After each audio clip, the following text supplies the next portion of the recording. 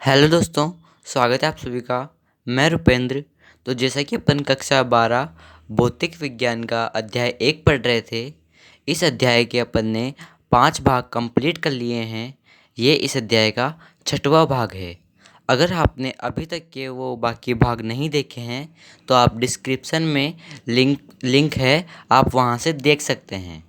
आज अपन बिंदु आवेश के कारण विद्युत क्षेत्र और बहु आवेशों के निकाय के कारण विद्युत क्षेत्र पर चर्चा करेंगे। तो चलिए शुरू करते हैं।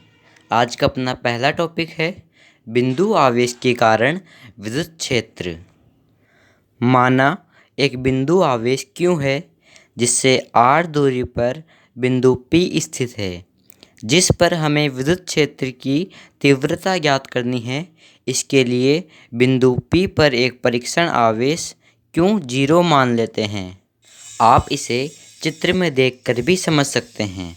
यहाँ पर बिंदु आवेश क्यों है जिससे r दूरी पर बिंदु P स्थित है, जिस पर परीक्षण आवेश Q0 मान लेते हैं। तो अब यहाँ पर कूलाम के नियम से आवेश Q व Q0 के मध्य बल अर्थात F सदिश बराबर 1/4 पाई एप्सिलॉन नोट Q0 बटे R स्क्वायर गुणे R कैप, इसे समीकरण 1 मानते हैं। हम जानते हैं विद्युत क्षेत्र की परिभाषा से E वेक्टर बराबर F वेक्टर बटे Q0 होता है।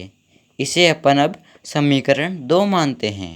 समीकरण 1 को समीकरण 2 में रखने पर हमें प्राप्त होता है E सदिश बराबर 1/Q0 गुणे 1/4 पाई एप्सिलॉन नोट Q0 बटे R स्क्वायर गुणे R कैप।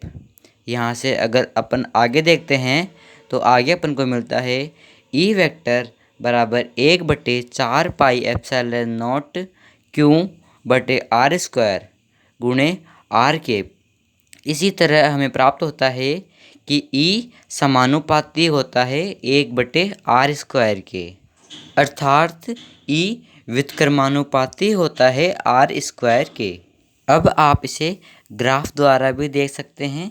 यहाँ पे E वेक्टर और R के मध्य ग्राफ है, जहाँ जब E बढ़ता है तो R कम रहता है और जब R बढ़ता है तो E कम रहता है। वहीं अगर आप दूसरे वाले ग्राफ में देखें तो यह ग्राफ E वेक्टर और 1/R स्क्वायर के मध्य है। यहाँ पर जब E वेक्टर बढ़ता है तो 1/R स्क्वायर भी बढ़ता है और जब 1/R स्क्वायर बढ़ता है तो E वेक्टर भी बढ़ता है, अर्थात E समानुपाती है 1/R स्क्वायर के। अब देखते हैं माध्यम में विद्युत क्षेत्र, अर्थात E वेक्टर M बराबर 1/4 पाई एप्सिलॉन Q बटे R स्क्वायर गुणे R कैप, अर्थात बराबर 1/4 pi epsilon note epsilon R। यहाँ पर एप्सिलॉन R का मतलब है परावैद्युतांक, जो कि अपन लास्ट वीडियोज़ में पढ़ चुके हैं। यहाँ पे हो जाएगा 1/4 pi epsilon note epsilon R गुणे Q बटे R स्क्वायर गुणे R कैप। तो अब अपन बिंदु आवेश के कारण विद्युत क्षेत्र को पढ़ चुके हैं। अब अपन बहु आवेशों के निकाय के कारण विद्युत क्षेत्र को पढ़ेंगे। तो चलिए शुरू करते हैं। माना n आवेशों Q1, Q2, Q3 और ऐसे ही Qn का एक निकाय है, जिसमें स्थित बिंदु P पर हमें विद्युत क्षेत्र की तीव्रता ज्ञात करनी है। बिंदु P से आवेशों की स्थिति क्रमशः R1 vector, R2 vector, R3 vector और ऐसे ही Rn वेक्टर है। आप इसे चित्र में भी देख सकते हैं कि n आवेशों Q1, Q2, Q3, Qn का एक निकाय है और बिंदु P से आवेशों की स्थिति R1 vector, R2 vector, R3 vector और Rn वेक्टर है। हमें बिंदु P पर विद्युत क्षेत्र की तीव्रता ज्ञात करनी है।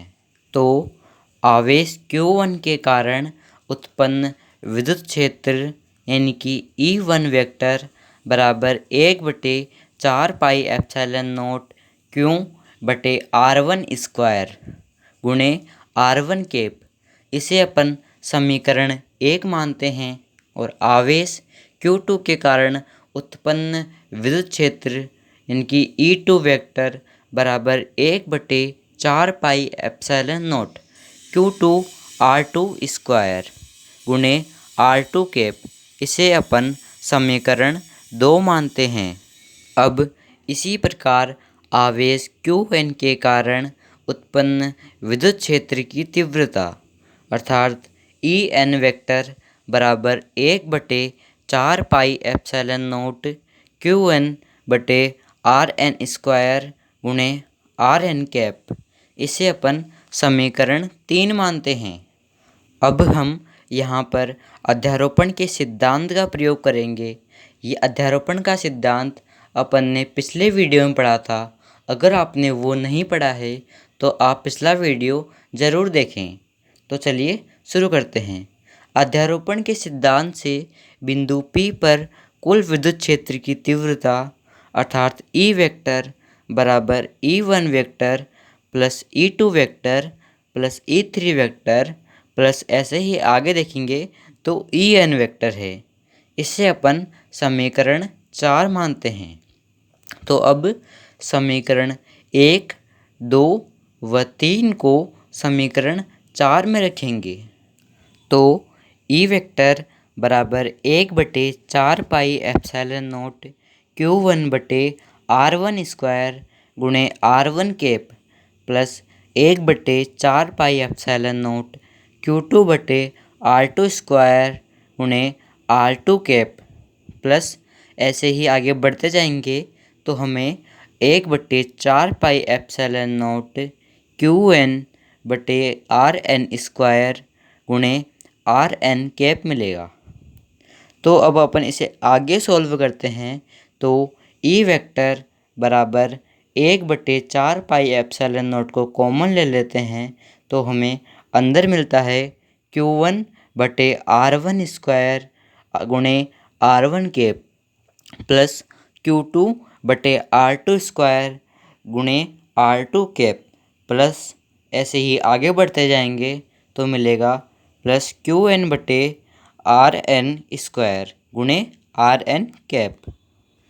इसे आगे हल करने पर हमें प्राप्त होता है E वेक्टर बराबर 1/4 पाई एप्सिलॉन नोट समीशन है I बराबर 1 से n तक Qi बटे Ri स्क्वायर गुणे Ri कैप।